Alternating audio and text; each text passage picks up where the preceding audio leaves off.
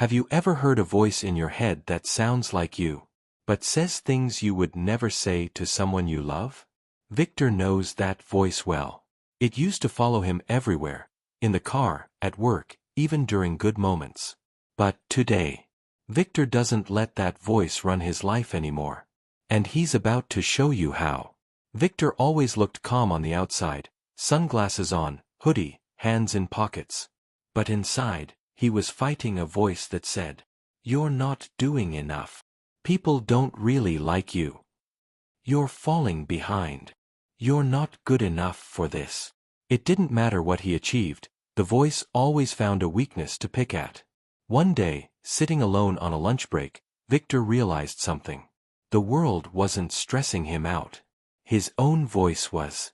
And if the voice was coming from him, maybe he could learn to guide it instead of fearing it. Negative self-talk gets its power from being invisible. So Victor made it visible. He gave the voice a name. Not his name, a different personality. For him, it became the Overthinker. So whenever the voice said, "You're messing everything up," Victor would reply, "That's just the Overthinker talking, not reality." The moment you name the negative narrator, you separate it from your identity. You stop taking the voice as truth, and start seeing it as a pattern. Victor says this tool alone changed his whole day. Victor didn't just silence the negative voice. He built a new voice to balance it.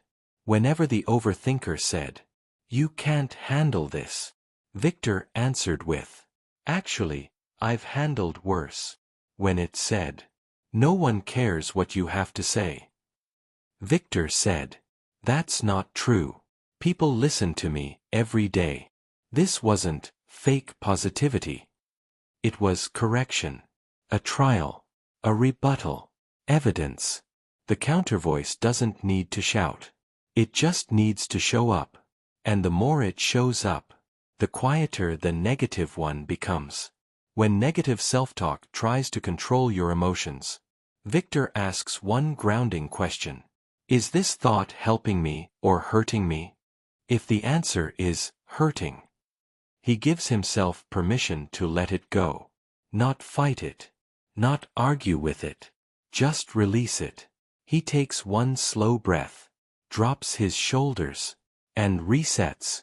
This technique stops spirals before they take over your day.